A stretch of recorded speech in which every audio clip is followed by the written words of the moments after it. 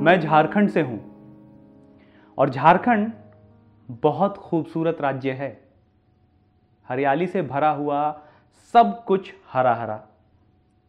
जाहिर सी बात है, मुझे हरा रंग बहुत पसंद है, पर आजकल बोलते हुए डर लगता है।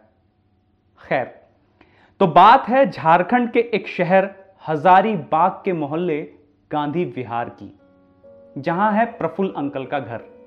अब प्रफुल्ल अंकल होली मनाने अपने रिलेटिव्स के यहां गए थे देहरादून, और लॉकडाउन की वजह से वहीं फंस गए। उनके पड़ोस में भी कुछ लोगों के साथ ऐसा ही हुआ। तो गांधी विहार के बहुत से मकान आजकल खाली पड़े थे। इन खाली और बंद पड़े मकानों पर नजर पड़ी कुछ चोरों की। लॉकडाउन में चोरी का धंधा भी तो थोड़ा मंदा था, तो चोरों को यह अच्छी अपॉर्चुनिटी लगी। बस फिर क्या था, एक अंधेरी रात में 5 चोर पहुंच गए गांधी विहार प्रफुल्ल अंकल के घर के बाहर चोरी करने। पर चोरी से ऐन पहले पांचों चोरों में इस बात पे बहस हो गई कि दरवाजे का ताला तोड़कर अंदर जाएं या खिड़की के जरिए। अब पांचों चोरों में इस बात पे बहस हो ही रही थी कि इस बहस के शोर से लॉकडाउन में बेकार पड़े पड़ोसियों की नींद अचानक खुल गई, और चोरों को यह बिल्कुल भी अंदाजा नहीं था कि लॉकडाउन और कोरोना काल में भी इतनी बड़ी भीड़ इकट्ठी हो जाएगी। आजकल मॉब लिंचिंग का भी तो जमाना है।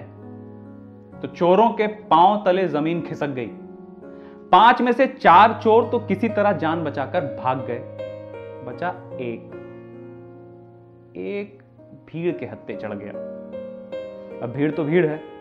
उसने अपने लॉकडाउन की सारी फ्रस्ट्रेशन उस बेचारे चोर पे निकाली। हां, सोशल डिस्टेंसिंग का ध्यान रखा गया, इसलिए एक बार में सिर्फ 2 लोगों ने ही चोर को मारा। और चूंकि गांधी विहार थोड़ा सोफिस्टिकेटेड मोहल्ला है और भीड़ भी थोड़ी सोफिस्टिकेटेड थी, तो उन्होंने चोर को जान से नहीं मारा, अधमरा करके छोड़ दिया। आमतौर पर देर से आने वाली पुलिस देर से ही आई। 3 हवलदार और 1 थानेदार जो बिल्कुल भी सोफिस्टिकेटेड नहीं थे, उन्होंने भी आते के साथ अपने लॉकडाउन की एक्स्ट्रा वर्किंग आवर्स वाली फ्रस्ट्रेशन चोर पे निकाली। बेचारा कुपोषण का मारा चोर आखिरकार थक हार कर बेहोश हो ही गया। पर गिरने से पहले सबने एक शब्द सुना, राम। प्रोटोकॉल के तहत चोर को नजदीकी अस्पताल ले जाया गया, जहां जांच के बाद चोर कोरोना पॉजिटिव पाया गया।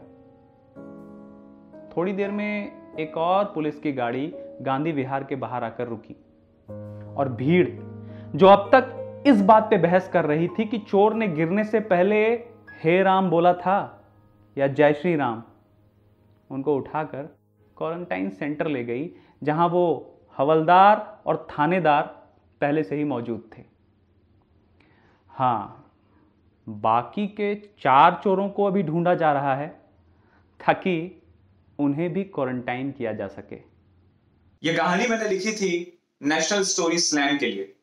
अगर आपको यह कहानी पसंद आई तो आपके पास बहुत सारे ऑप्शन हैं, लाइक, शेयर, कमेंट के।